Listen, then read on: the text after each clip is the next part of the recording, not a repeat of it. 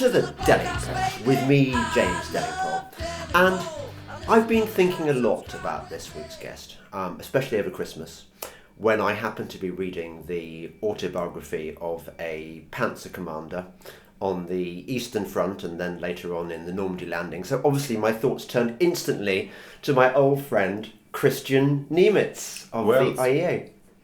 Hello, and hi, special friend. Now, special friend avatars who haven't heard Kristian before, I think this is your third time on the pod, and I have to say, Kristian, I love you. I love you slightly less now you've got rid of your girly hair. I thought that was quite amusing. You had girly long tresses, didn't you? Yeah, there was household internal lobbying for a change. Oh, was there? Yeah. What, you mean wife? Yes. So... But I mean, it's been the same for more than a decade or so. I think I've only... And before then, it was a decade before that. So, yeah, once every 12 years or so, maybe it's time for a bit of an overhaul. In German marriages, does the wife traditionally wear the lederhosen? Well, my case is a bit complicated. She's from Paraguay, South American. Oh my goodness! Yeah, doesn't speak a word of German. Paraguay, where all the Nazi war I know. How has been pointed out by Twitter detractors, but bet it has. Yeah, no, I got there several decades after, so I'm one of the good guys. And I don't think I've seen you since I had my 2 stints in Germany. I lived in Frankfurt for a fortnight, and then another week I went back with my mum, and I so loved being in Germany. Yeah, I just fell in love with the Germans. I saw you tweeting about it. Yeah. Do you think that's perverted of me, that I love the Germans? Not particularly. I guess we all have our strange preferences. It's just that, I mean, of all the nations on earth, I think Germans are considered fairer game than most for a good piss taking, aren't they? I mean, I obviously... Well, I mean, nowadays you have to have some group that you're still allowed to make fun of, especially in this woke day and age when almost everything is a taboo. So I wouldn't want to take that away from you. We're pretty much the last people on earth, well, maybe Americans, maybe Swiss people, that could not be declared a victim group. I wonder actually whether it's because I'm iconoclastic and perverse that I've chosen the group that you're supposed to hate, and I think they're fantastic. Because I think basically, you Huns you're like us. I think you have more in common with us than, say, the French do. Even though obviously the French had a period where they influenced us, but Germans, I think we're brothers under the skin. Yeah, we are not that different. And it's also interesting that even though in Britain there's a very well-developed stereotype, this is a typical German, it doesn't actually exist in reverse. If you ask people in Germany, how do you imagine, what's your idea of the typical Brit? Most people wouldn't be able to come up with much. It's mostly, if you have, for example, a movie that is set in Britain and it's dubbed, nobody would make much of the fact that it is originally British, or for, let's say, some... bands, rock stars, pop stars that are popular over there, you would barely mention the fact that they're British. It's just the assumption is they're more or less like us. They just drink warm beer, which isn't really true anymore, but yes, that's still the idea, and speak English. Just sometimes random thoughts. Yeah, I hear voices in my head sometimes, and the random voices in my head suddenly said to me, "Run, Lola, run." Have you seen them? I might have ages ago. I used to live in the area where it was shot. Oh, right. Yeah, but how old is that movie? I don't know. 14 years There's ago. a film that special friends who haven't seen it should see. I think it was directed by the guy who went on to direct Babylon Berlin. Would that sound right? Have you seen Babylon Berlin? I think the first episode, or first, the first season? Not the entire season. I think really just one. Okay. And then, I don't know, something happened. What, you did? I think it was just a promotional offer where you could see the first one and then not carry on. But I'd love to see it. I liked the description because it's set in the dying days of the Weimar Republic, is that right? Yeah. So you have the Republic falling apart and the various factions all hating each other. That's right. That's right. It's obviously it's the ground that led to the rise of the Nazis, that chaos, and I think it's fairly accurate in its depiction that the communists and the Nazis were pretty much the same, just happened to pick one particular side, but ideologically there's not a cigarette paper between them. And it was very expensive to make. I think it's the most expensive German TV production ever, even more than Das Boot. By the way, have you seen the remake of Das Boot? No, I don't think I've even seen the original. Have you not? I'm a bit behind the times when it comes to movies. You're a bit of Netflix series, maybe even. I didn't even have a TV for many years, so. I'm so sad you haven't. I can never get my pronunciation of Das Boot right. No, that's perfect. Okay. Das Boot, yeah. Okay. I know that you do a lot of movie reviews, usually calling out implicit left-wing biases. I do. And woke biases. Totally, and actually that's what bothered me about the remake of Das Boot, Was it woke? It's woke. Because what they do is first of all, they find a way of sneaking a woman on board a submarine, which would never happen. Would never happen. I think they have lesbian relationships. They managed to shoehorn those. And the glory of Das Boot, the original, with Jürgen Prochnow, I think, as the U-boat commander, was that it's a man's world. And, you're under the sea in this claustrophobic hell. And you're rooting for these guys. It's very compelling, and it's true to its subject matter. Whereas the new version is like let's try and impose 21st century woke values on World War II, which never works. That doesn't sound like the most obvious combination. No. But yeah, I try to ignore woke stuff in movies if it's not too in your face.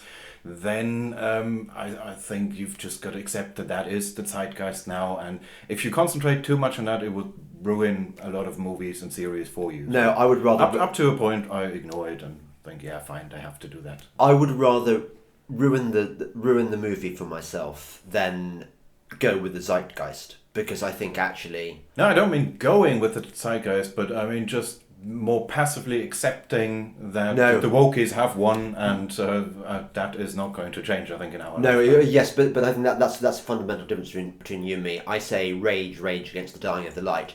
It may be that death is inevitable in the same way that woke is inevitable, but I will never ever accept it, and I will always point it out. I mean, for example, just on the way here, there was stuff kicking off on Twitter about the new David Copperfield adaptation, which has got an Indian, an actor of Indian heritage, let's say. I'm not sure what his actual background is, playing David Copperfield. And of course, the wokerati is saying, well, I think this is just innovative casting. To which I say, look, fine, if you want to make David Copperfield the movie relocated to India, that will be absolutely fine. I mean, no one's going to be saying, oh, Dickens didn't set it in India, that's all wrong. It's when you start dicking around, I think, with the period, where you start saying, depicting Victorian England, and yet depicting a Victorian in England, a bit like the one that's constantly invented by Doctor Who, where there are many, many more ethnicities than there would have been in Victorian England. That kind of thing. That, I think, spoils it. But what I really object to, and I think why we should fight this stuff, is they are doing it to screw us over. They, being the wokerati, the wankerati. What they are trying to do is to make us notice and make us be bothered and shove it in our face and say, we are the masters now. Our Weltanschauung is the one you must accept. Okay. So like Theodore Dalrymple has that theory that a lot of communist propaganda was in that style, that it was meant to be obviously wrong, but that was their way of saying, we can say what you want. Contradict us if you dare. Yes. And that was more a way of showing power rather than trying to be persuasive. It's absolutely it. Well done. Thank you for quoting Dalrymple. It is a power play. And that's why we should resist it. Not because we're racist, not because most of us are kind of saying, well, white culture isn't going to last much longer, and it's a shame, and we should all be marching against it. As I know a few of my followers on Twitter sort of think that. I'm not really there, but I do think that one has a duty to resist the liberal left's power plays. Anyway. Well, it depends on what you mean by resist. I mean, I love trolling woke people as much as anyone. You're good at it. You are good at it. I hope so. That's the way to stay sane. I'm just under no illusion that that is going to make a difference. I have sort of accepted that they've won. I think I can't change that, but I think I can make sure that they're not enjoying it too much. Right. I see my role more in that. No, well, that's very good. But starting with a certain pessimism just means that you won't be disappointed if you don't get very far with it. Yes. It is one of my problems with Peter Hitchens, though, that his position is the purest pessimism. He hasn't got anything to offer. He isn't offering us any hope that we can reclaim some of our culture. And actually, Scruton, dear much missed Sir Roger Scruton, said to me before he died in a podcast that the only way he thought that we could reclaim the ground is if we have a war. We need something that dramatic to remind us what it is that really matters in the world and what it is that is just kind of ephemera and left-wing ideological baggage. Well, he got a small victory in the end, that at least he was readmitted to that government commission that he was sacked from after the doctored quotes from George Eaton at the New Statesman. So, yeah, fair play to him in that regard. But nonetheless, the whole Scruton episode tells you a lot about the difference in attitudes between left and right nowadays, that he was accused of various things because of these doctored quotes, really, very selectively quoted, changing the meaning, and the government immediately sacked him and caved in as their way of signaling, oh no, we totally regret this and we're so sorry about this, about hiring such a terrible man. That wouldn't have happened if, we do have direct comparisons where somebody on the other side gets accused of things. Corbyn would never have sacked his advisors, Seamus Milne or Andrew Murray, because of quotes unearthed by some Times reporter or Daily Telegraph reporter. Well, it's interesting you say that, and actually this brings us quite neatly on to your book on. Give me the title again. I've got it in my bag, but Socialism: The Failed Idea That Never Dies. Socialism: The Failed Idea That Never Dies. Now, it's a question often asked by people on our side of the argument. How come it's okay to go round in a Che t-shirt or to put up a communist flag at your rally, but definitely verboten to wave a Nazi flag? Not by the way that I think I have an urge to wave a Nazi flag, because I think the Nazis were leftists rather than righters, but that's another matter. But I find it extraordinary, as I'm sure you do, that at some of Corbyn's rallies, for example, John McDonnell, that they were surrounded by hammer and sickle flags. Yeah. Now, how many people died in the Soviet Union in the under the hammer and sickle flag, for example? Loads. In total, if you include Maoist China, Cambodia, and various other regimes, it's around 100 million people. Right. Now, every one of those people was an individual just like us with hopes and dreams. They weren't just kind of statistics. They were real people. 100 million people sounds to me an awful lot to just kind of brush away like a bit of dust on your sleeve, as though, omelettes and eggs and all that. Yeah, I mean, the left generally makes the mistake of equating intentions with outcomes. That is why they're so prone to thinking that their opponents must be evil people. And that is also how they judge ideologies like socialism. They look at the original intentions of Marx and Engels, the way they describe it, and in those descriptions, in the way early Marxists imagined it, it sounds rather lovely.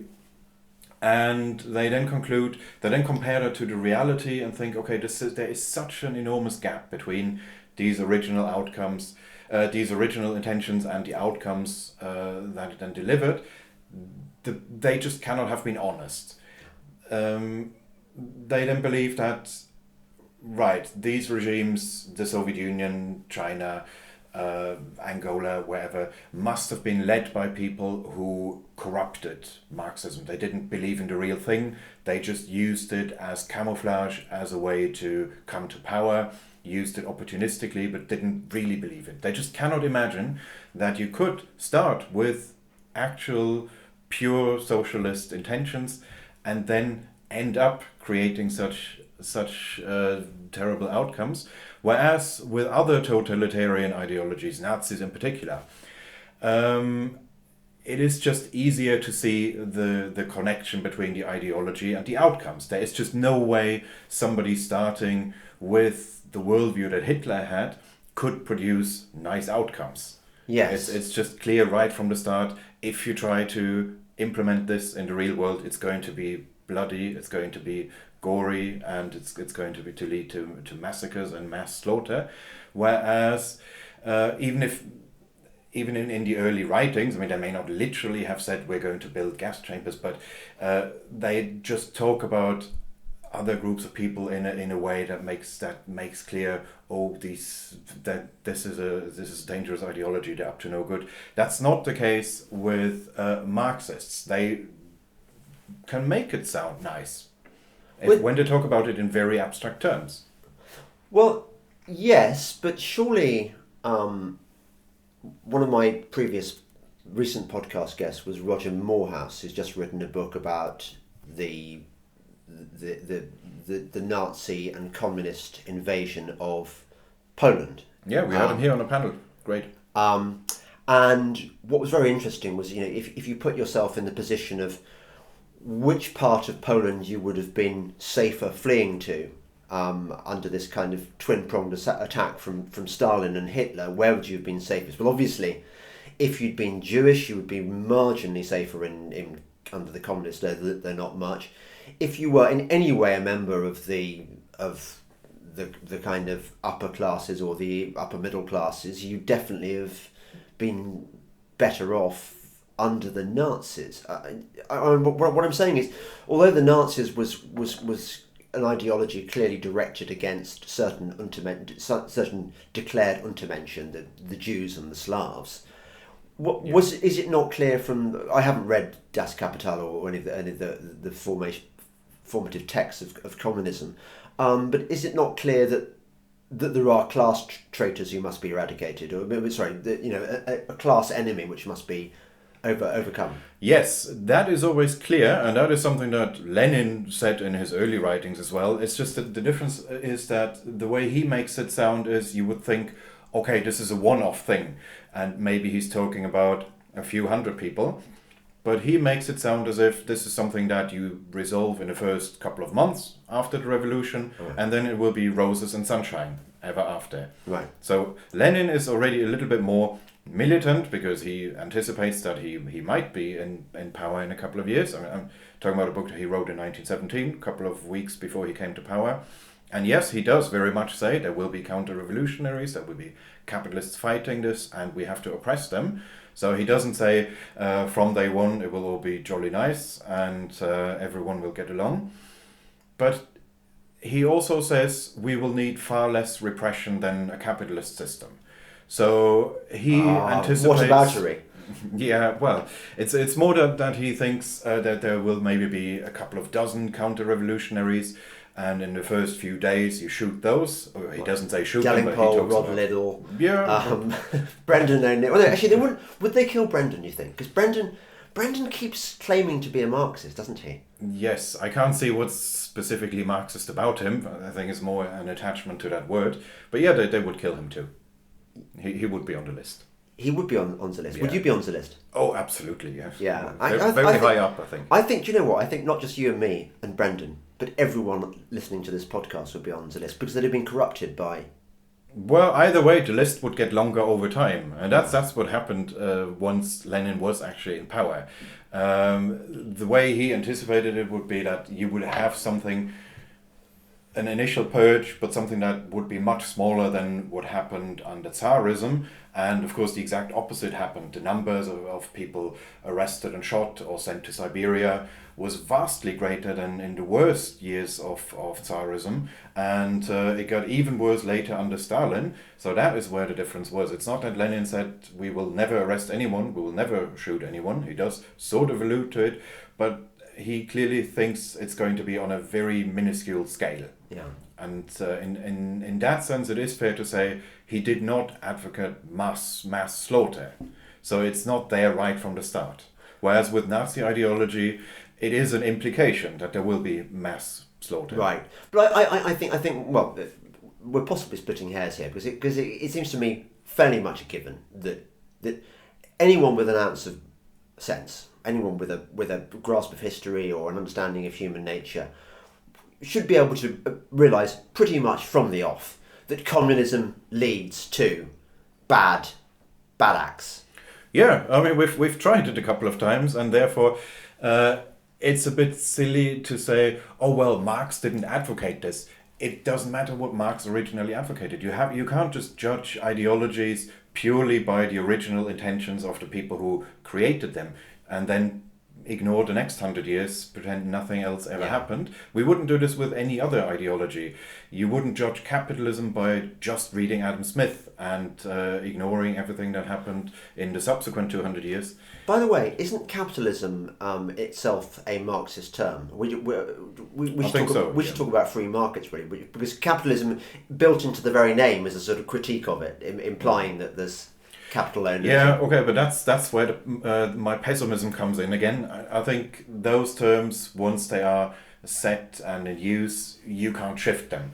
It's the same with neoliberalism. For a while, I resisted it because what even is neoliberalism? Well, that's the trouble. It's usually just used in a sense of bad, and I don't like it. Are we neoliberals or? I guess yeah. I've started to use the term because we can't change it anyway, and if that is what people mean when they say a free marketeer, then well, okay, call it that. Then I am a neoliberal then. In your book, you talk about the 3 stages that pretty much every communist regime goes through in terms of its supporters and its public perception. Just take me through them. Yeah. So, I mean, nowadays, the frustration when you argue with socialists is always they will not recognize any real world example. If you bring up nowadays even Venezuela or North Korea, they will say, "Oh, come on, that's a straw man. Obviously, that is not the kind of socialism that I have in mind." Never accept any real world example. What I show is that this distancing from real world examples is something that only happens after the event, once a regime is already discredited, but that if you look at it historically, pretty much every socialist regime has gone through a period when it was widely praised by Western intellectuals. That's the first period I'm talking about. That's the honeymoon Soviet period. Union, Sidney and Beatrice Webb. Yes, that would be a great example. They traveled to the Soviet Union, wrote a book about it and several pamphlets about how the Soviet Union in the 30s was a workers' democracy and it was all great, and even some of those writers were even glorifying the gulags or making excuses for that, either saying it doesn't happen or saying the gulags are actually pretty nice. They are rehabilitation centers. They are. Is that right? Yeah. A bit like the analogy would be the concentration camps with these sort of brass bands playing and everyone having a happy time, allegedly. Yeah, except in the case of the concentration camps, that was a deliberate regime propaganda. Yeah. And to make it appear that way. In the case of the gulags, it was more that Western observers wanted to see it that way. It's not that they just fell for Soviet propaganda and didn't know any better. It's that they were so convinced that the Soviets were building a better society that they wanted excuses for the bad stuff. Right. They convinced themselves rather than that they were deceived and misled by Soviet propagandists. And another example, of course, would be Lincoln Steffens, the New York Times journalist who invented the phrase, "I've seen the future and it works." It was Lincoln Steffens, wasn't it? I think. I don't know. I think he's not in the book, but either way, there would be thousands to choose from. I mean, that's George Bernard Shaw. Absolutely, he was one of the worst. Yeah. Now, isn't that extraordinary? And one of the points I really liked in your excellent book is where you point out that one of the reasons that these apologists, well, actually, what's the word you use for the people who support Pilgrims? One of the reasons that these pilgrims keep on doing this is that there are never any penalties for being wrong. We don't look back on George Bernard Shaw and think that stupid prat sucked up to the evil communist, and by the way, he wrote a few plays which weren't bad. We think of him as George Bernard Shaw, intellectual and playwright. There are no paybacks, are there? No, almost never. And that's the point that Thomas Sowell also makes, that if you're a public intellectual, you live in a world in which there are no feedback mechanisms in the way that you have in almost every other job. If you screw up, then you get sacked or you lose money, something bad happens. Eric Hobsbawm, Order of Merit. He was actually made an OM. Yeah. Or was it a Companion of Honour? He got one of the highest honours in the land anyway, and he remained a professor. Either way, even if it's not a formal title, these people would normally be very highly regarded public intellectuals. They still get their columns and the opportunity to give guest speeches and get invitations for TV shows. And there are even the most extreme examples. There is a Swedish guy, Jan Myrdal, who was the son of a Nobel Prize winning economist. He praised the worst regimes in the world. Cambodia, Albania, absolutely, yes. Maoism. He was a repeat pilgrim. He was one of the worst. Most of the pilgrims have one place that they idolize and then later in the second stage fall silent on it. But he was a repeat offender. He traveled to all of those places, and the worse they were, the bigger the famines, and the more people were killed, the more he was in favor of them. And to this day, I think, at least in Sweden, he is a respected public intellectual. He is the sort of person you would invite on a TV show and something their equivalent of Question Time, and you would say, wow, here's someone who castigates capitalism, the conscience of the nation. Great, somebody who dares to speak out. He would be celebrated in that way. There is just no feedback mechanism for a socialist pilgrim that we would say, okay, these people praised some of the worst regimes in the world. Clearly their sense of judgment can't be that great. Maybe we shouldn't listen to them all the time. Yeah, maybe they shouldn't be on the BBC all the bloody time. Yeah. For example, I call these people Care Bear communists, or the current incarnation, because you think of Alexandria Occasional Cortex doing her. You can trust me in my political views because here's a video of me dancing when I was a student, and I'm quite cute, and so this enables you to ignore all the inconsistencies of my left wing, my hard left ideology. Over here, you've got people like Aaron Bastani. He looks like a sort of big worked out lad. He looks quite sort of amiable in real life. Have you met him? No, I haven't. Is he not amiable? I don't know. Never met him. I think I've brushed past him in the corridor. I've got nothing against him. Personally, he doesn't seem to me a sort of. He's not particularly malicious or vindictive in the way that some of the wokerati are. No, so some of them seem quite likable. Oh yeah, and Grace Blakely. I mean, she's really fit. I'm not sure whether she'd be fit to. I don't think she's fit to expound on economics on TV, but she's always on TV. Yeah. She's always on Sky News talking to that crypto commie Adam Bolton, who pretends like he's a normal neutral figure, but he's clearly. Yeah, I mean that's the thing. That's where this resurgence of socialism. That's what it is essentially. That there are these figures that the media can't get enough of. Paul Mason. The BBC, what was he, economics correspondent? Yes. But he's a full-on commie. Yes, he was. It was less clear at the time, I think. It's more afterwards it came out fully that he was in some Trotskyite group before and has reverted to form. I mean, he's a pure Trotskyite. Right. What's the difference, by the way, between a Trotskyite and what's the other sort? Leninist? And a tanky. A tanky. A Stalinist. Yes. Well, a Stalinist would be someone who defends the Soviet Union without any qualifications. So even in the Stalin period, or perhaps especially in the Stalin period, those were the best times. So that's Eric Hobsbawm. I think even he had some regrets later on. He said, "Yeah, that's what we thought at the time." He didn't quite point out, didn't quite clarify. Do you still think that or not?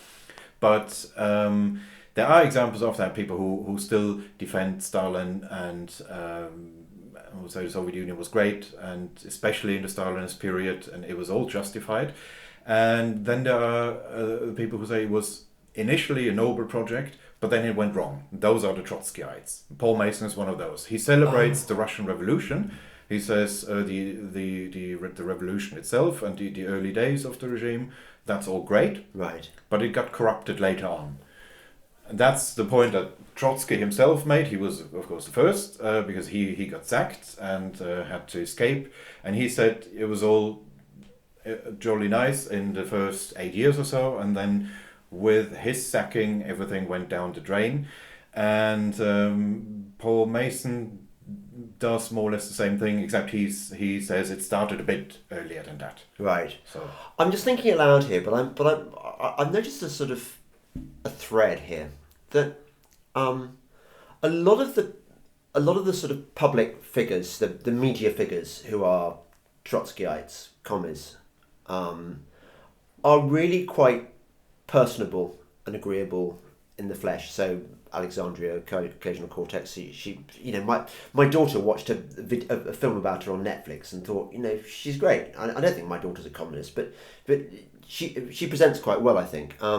There's Owen Jones, who, okay, he can be quite feisty in debate, but he's amiable in the green room. Grace Blakely comes across just like a nice, pretty girl who went to university, upper middle class girl. Erin Bastani talking about fully automated luxury communism. It's like, how do you explain that disjunct between the niceness and agreeableness of their personality and the absolute abhorrence of what it is that they're trying to inflict on the world? Well, you would only really notice it if they were actually in power. I don't have a problem acknowledging that socialists can be nice people, but I guess a lot of the people who were involved in socialist regimes would also initially have been nice people. It's just that at one point they were faced with a choice: either revert to authoritarian measures in order to keep the system going, stabilize it, or admit to yourself that it was all a big mistake and allow it to dissolve. And then that just never happens. And if you're in that situation, you find reasons to convince yourself that you're on the right side of history and you have to carry on. You're doing something that is ultimately going to be beneficial for mankind. I don't think Hugo Chavez was a bad guy, for example. Who? Hugo Chavez. Hugo Chavez, you're right. Yeah. Well, exactly. I'm glad you mentioned Chavez because, of course, in the early days of Chavez, I remember Owen Jones and I think Corbyn as well went over there as election observers, and they came back writing wonderful stories about how... Yeah, they were classic pilgrims. This was another one of those waves. This is the classic honeymoon period. That's what the first stage that I describe in the book. Every socialist regime goes through those stages, honeymoon period, and then later retroactively disowning. And Venezuela was absolutely a textbook example of that. You had from the mid-2000s until just after Chavez died, 2013, you had loads of Westerners traveling over there. Could have been as election observers, could have been just as political pilgrims, and coming back and saying, well, these people, they're building a completely new type of socialism. This will have nothing to do with all those nasty old school commie regimes that you're thinking of. This is now the real thing.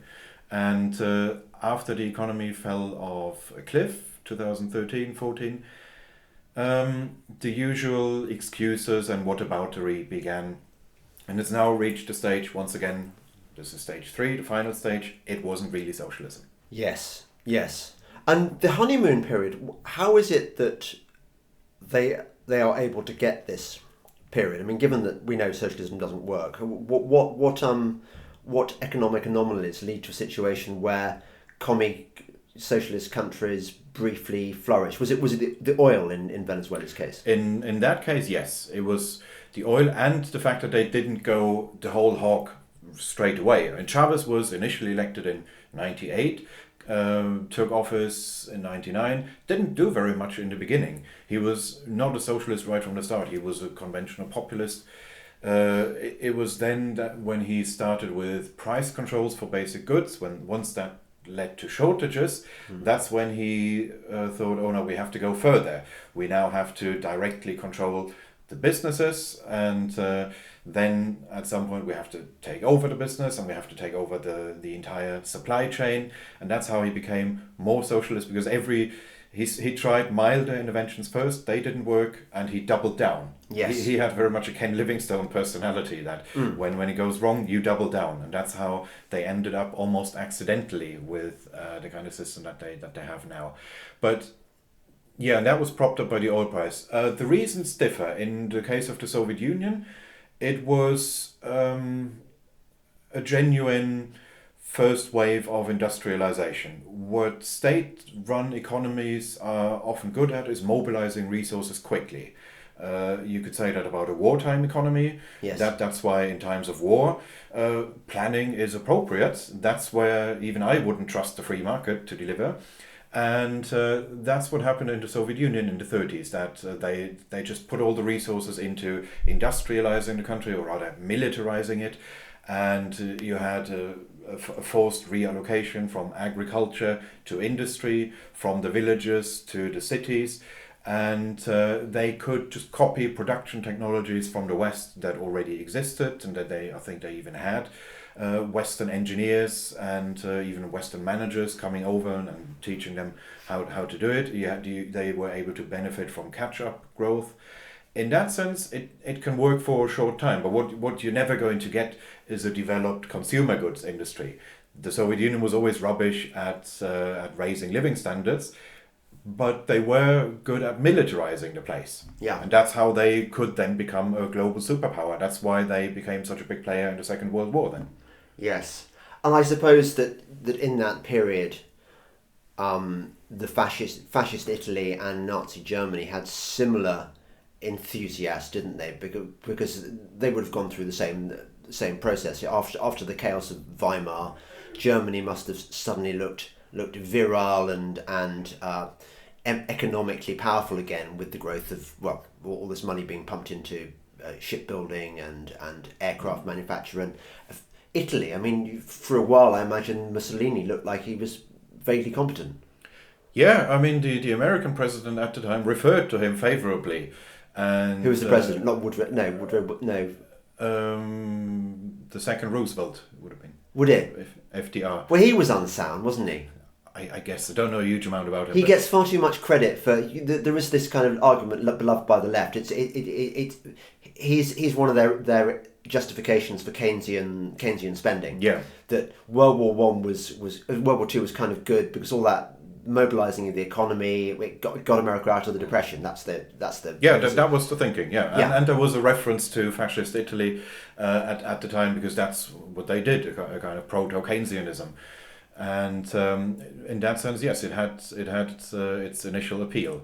Well, actually, you're quite good on your Austrian economics and your Hayek and stuff. What is the argument against that? That massive state spending is good because it generates growth. How would you counter that? Oh, it depends on the initial situation. In America's case, it was meant to be a way to get out of a recession, get the economy back on track. Whereas in the Soviet Union, it was about building up something that had never existed. Yeah. So those are different cases. If you're dealing with a recession, this mobilizing resources stuff, this works if you assume that there are just loads of idle resources lying around and nobody is doing anything with them, and that is mostly psychological. Everyone's pessimistic, and the government needs to give it a push. That's Keynes's argument, isn't it? Yes. Whereas an Austrian economist would say no. There are good reasons why nothing much is happening at the moment. There was a period of overinvestment, of of bad investments that have to be liquidated, and you're not going to do that by just pushing up demand. You have to go through the hangover in order to cure yourself. Yes. So that would be the counter argument. The Keynesian argument makes sense if you believe that it really is just that there's a shortfall of demand, and all you need to do is raise demand, and then everything is solved. Hasn't that been tested to destruction, that theory? Well, I guess it's often being done in places where the economy would have recovered anyway, and then the Keynesian stimulus program may get the credit, because of course economies don't stay in recession forever. They recover anyway after a while, and it's quite hard to say, is it because of the Keynesian stimulus, or is this just the natural rebounding that you would expect? And you also get cases like in Japan, where they've run a deficit for ages, and purist Keynesians would still say, yeah, they haven't spent enough. It's not real Keynesianism. Yeah, they have to go further. But I don't dispute that if you're starting with nothing and you want to industrialize a country quickly, like Stalin did, then that can work for a while. Counter argument would be, of course, that there are also examples of non-socialist economies doing that as well or better. Hong Kong started from a low level after the Second World War, industrialized very rapidly, and doing the very opposite of what the Soviet Union did. So I'd rather be like Hong Kong, industrializing in that way, than in the Soviet way. Well, also, if you compare the two, you compare what Hong Kong has achieved between, say 1917 as a base point, and now, I mean, the GDP per capita, insofar as that's a valid metric anyway, but that is in Hong Kong is way higher than in Russia even now, isn't it? Oh yeah, of course. No, I meant only when you limit it to the first 10 years or so. If you could, in principle, have a planned economy for 10 years and then dismantle it, which you can't, of course, because once you've got these bureaucrats in place, they will stay there forever. But in theory, if you could build up a Stalinist bureaucracy for the first 10 years of industrialization, and have an inbuilt mechanism that it then decomposes automatically. Yes. Even if that were a possibility, I would still oppose it, because even then the Hong Kong or Japan after the Second World War approach would be better and more sustainable. No, yeah, I was sorry, I was fumbling my way to probably a less subtle point than yours, but it's basically this. If you look at the most successful nations in the world today, they are the ones that followed the free market model, not the Keynesian model. Why is this not obvious to bloody economists and politicians? To economists, it generally would be. There are. See, I thought economists are bloody evil. In my experience, they haven't a clue. Okay, you've got exceptions like Ruth Lee. Who else? Yeah, there are a lot of. Look at Krugman. But even Krugman wouldn't say that his Keynesian stimulus policies are what makes a nation prosperous in the long term. He would say, if you're in a slump, that is the way to get out of it. But if you want long-term prosperity, then you need other things. You need proper institutions. He would not be a massive interventionist, and I don't think he would be in favor of nationalizing stuff, for example. He would not be a socialist. Okay, yeah. He would probably be very comfortable with a large welfare state, so Swedish, Danish type social democracy, what some socialists sometimes revert to rhetorically, but want to go much further in reality. That's something I guess he's comfortable with. And that can be okay if you get everything else right. That's the reason why Sweden and Denmark are doing okay economically, because they get virtually everything else right. Are they doing okay still? I mean, isn't Sweden a bit stuffed? I haven't looked at the latest figures, and there's nothing special about them. They're not they're not the miracles that the left, some on the left see in them, but they are prosperous economies. They're certainly not basket cases. Right. Yeah. I see. I don't want to get too niche, because I imagine that lots of special friend avatars haven't even bloody heard of Grace Blakely and Erin Bastani, but they've both written books in the last year, sort of celebrating socialist economics. Have you read them, and do they stand up at all? I've read Bastani's book. I'm going to read Blakely's at some point, and I would imagine that to be marginally better. Bastani's doesn't stand up to anything. I mean, it's fully automated luxury communism. It's basically the idea that the world is falling apart now, and or capitalism is falling apart, and the technologies that we're currently coming up with, such as artificial intelligence and maybe asteroid mining and cheap communication, that is somehow going to make communism work.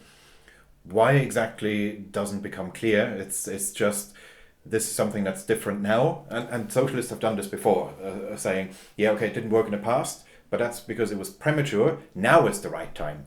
And he does this too. It's just in his case, he says technology is the factor that is going to make it work now, but the idea that this time will be different because X, because something has changed, that isn't new, and he's just in that category. Yeah. Now it's a silly book. Silly, but the problem is that some people are going to read that nonsense, and I'm less worried about them. I think once you read it, it quickly becomes clear that this is all overhyped. It's more I would worry more about the ones who get caught up in the hype, and who then don't go on to read it. That's the whole secret of these the current crop of prominent socialists, that there's a massive media hype around them. As you said, they're on TV all the time. They come across as quite likable, and that is the big change compared to, let's say, 5 or 6 years ago. If you had asked random members of the public, what's your idea of a typical Marxist? I guess most would have described some crank standing outside of a tube station, trying to sell the socialist worker and shouting at random people and never getting noticed. That would have been the popular image. And now what's happened in the meantime is that socialism has become hipsterized. Yes. It's now associated with people who you would want to be in charge of a marketing campaign if you were running a craft beer brewery or a kimchi manufacturing company or a sourdough bread bakery. Yeah, or a club in Dalston. Yes. In Shoreditch. Those would be the sort of people you would want to be in charge of that marketing campaign, people who come across as hip and trendy. And affluent, indeed. I guess, yeah. Yeah. And those are now the people who have made socialism hip. That's what it is, millennial socialism. It's the hipsterization. You're no longer thinking of the greasy-haired crank who stands outside of the tube station and doesn't sell the socialist worker. You're now thinking of the hipster socialist. That's the image boost. It's not that they've come up with any new theories. Right. And just entertain a theory of mine, which is that we on the right, not you and me, because we're actually quite special, and we understand about Hayek and stuff, but I mean people notionally on the right, for example the conservative governments we've had in the last decade, have helped bring this crisis about by failing to do sensible things that you might associate with economic things that you might associate with a conservative government. So for example, quantitative easing has created this massive inflation in asset prices, which has meant that the rich have got richer. People who've already had money in the stock markets have benefited from the boom in stocks, but the kids, the millennials, I suppose, have been left behind and can't get on the housing ladder. So in other words, the conservative regimes, by doing not conservative things, have created an environment perfect for the bacteria of communism to breed and flourish. Yes. I think even if they got everything right, there might still have been some resurgence of socialism, because it also happens in places that are doing well. I think even Switzerland has its small socialist movement. It does. And I mean, proper socialists, and there, come on, this is the most fantastic example of capitalism in action. How can you live there for even a day and still believe in socialism? But apparently it does. Ideas can be fashionable. But of course they have a stronger pull if they can raise some real issues. So I don't fully buy the idea that if everything was fine with capitalism, that socialism wouldn't exist. I think there would still be a demand for it. There might still be you might still recognize, okay, yeah, capitalism sort of works, but I still don't like it. You could still have an emotional resistance. And that's why you get socialist movements now also rising in, for example, in Chile.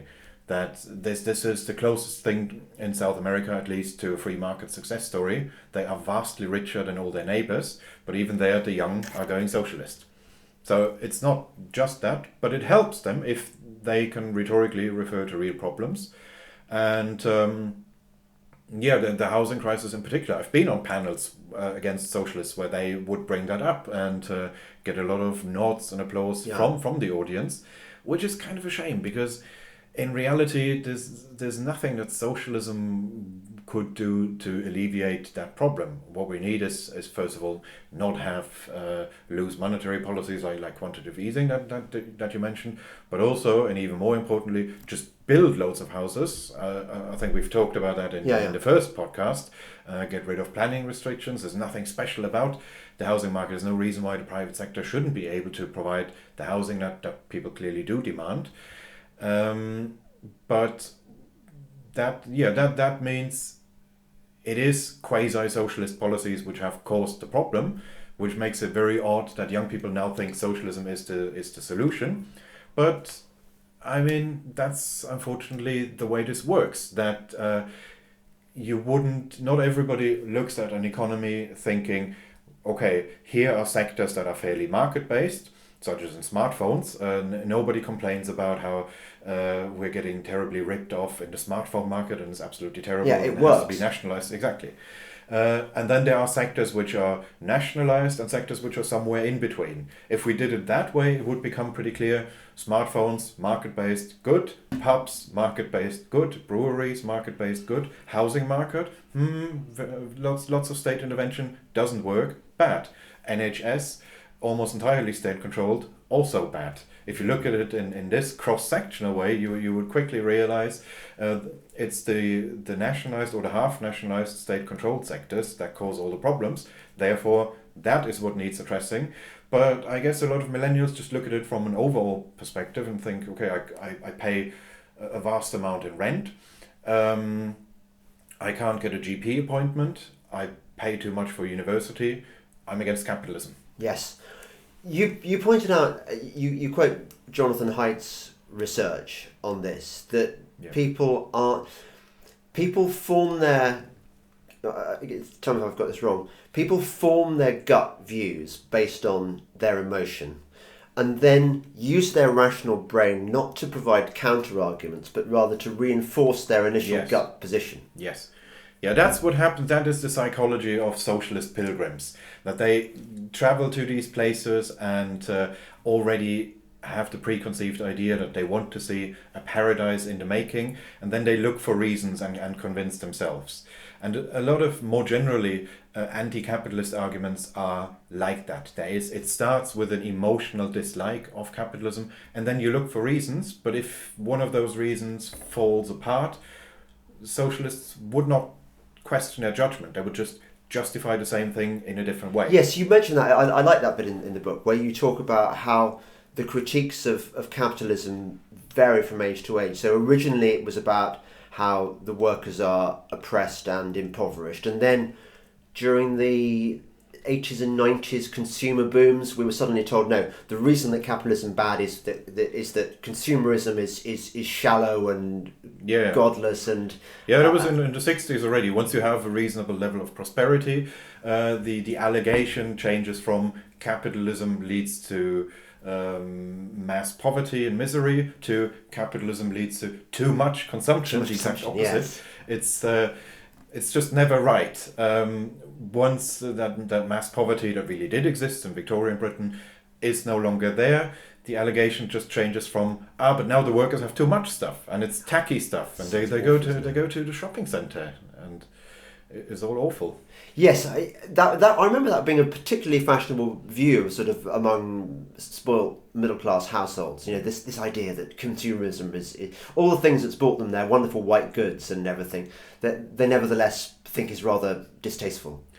Yeah, I mean, anti-consumerism is always very much about the abstract. Once you ask an anti-consumerist to identify specific products, then it's always a different story. They can't do that. They talk about shopping binges in the abstract, but I have yet to meet an anti-consumerist who leads a frugal lifestyle themselves. Of course, they are all fairly affluent people who quite enjoy their relative affluence.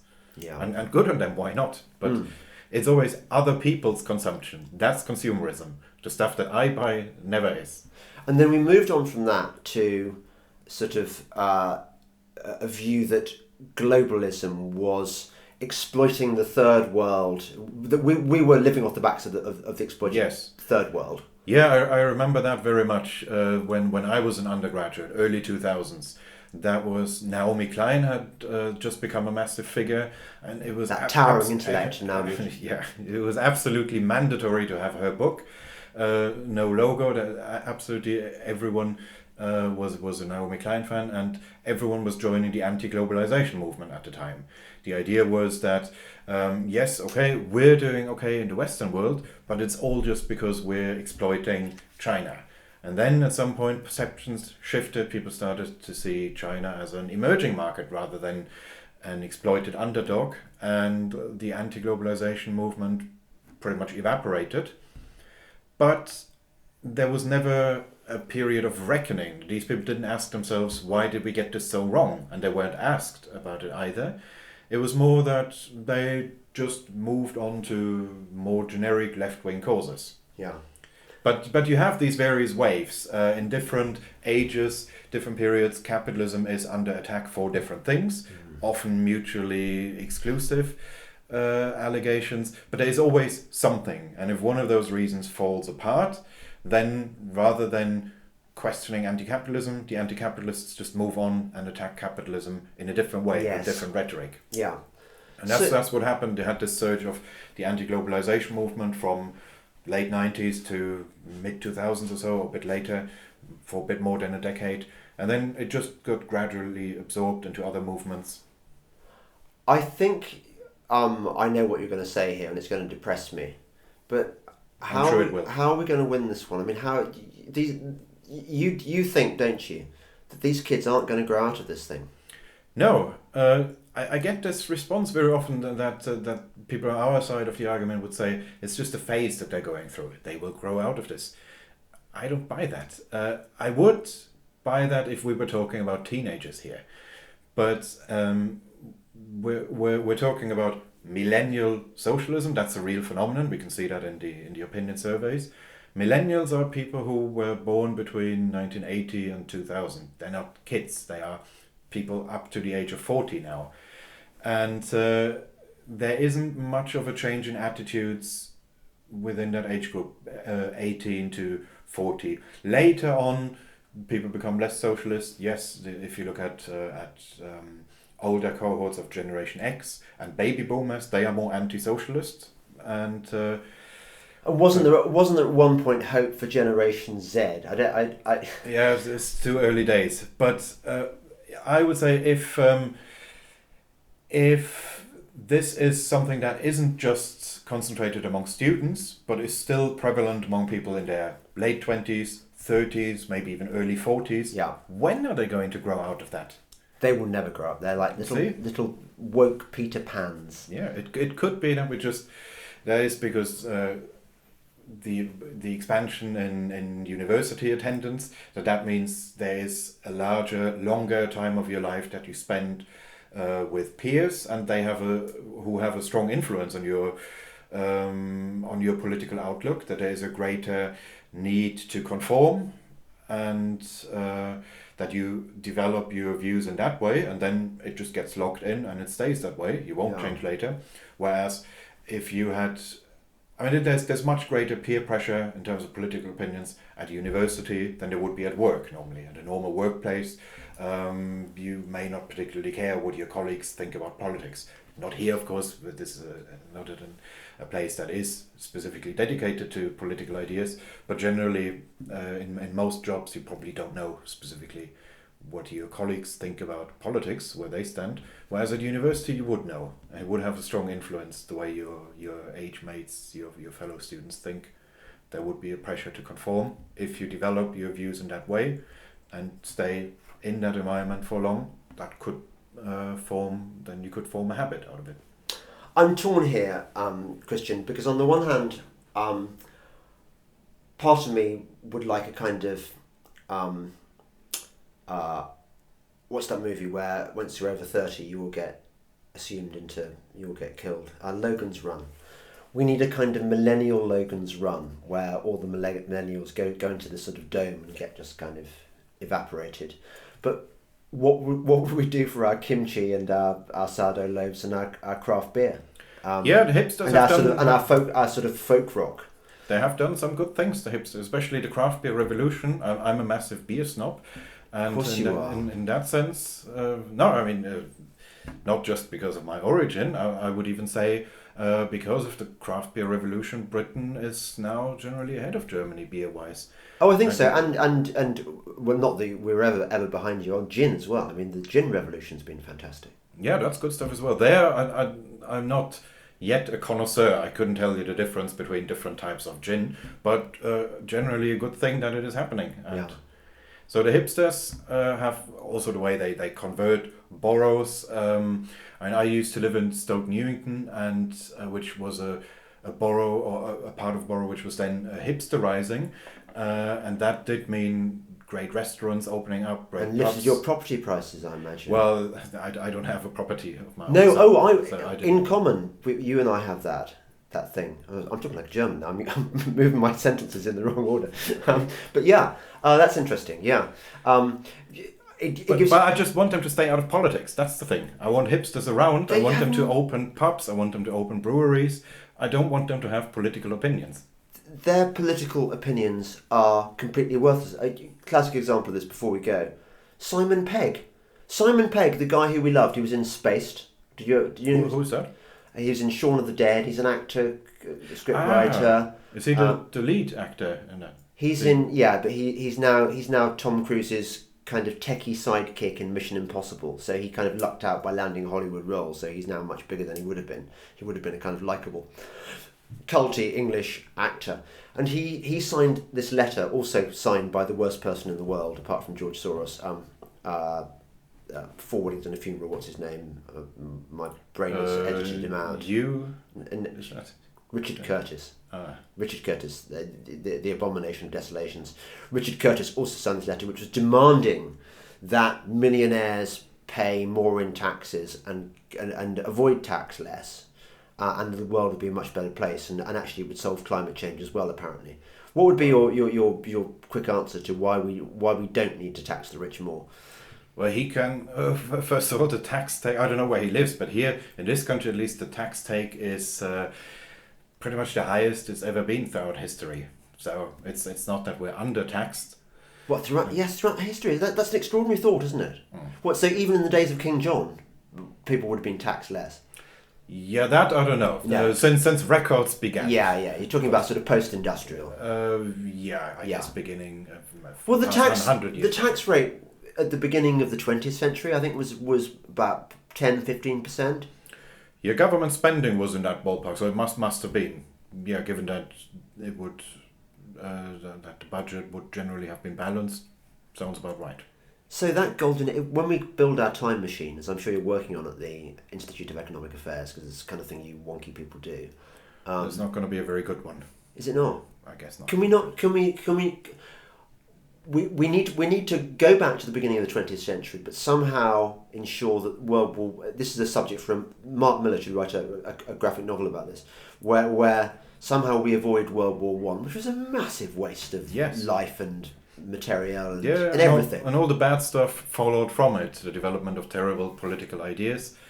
Without World War I, you wouldn't get you would not get fascism, and you would not get Soviet Union either, and everything that followed from that, the whole of Eastern and Central Europe going socialist later.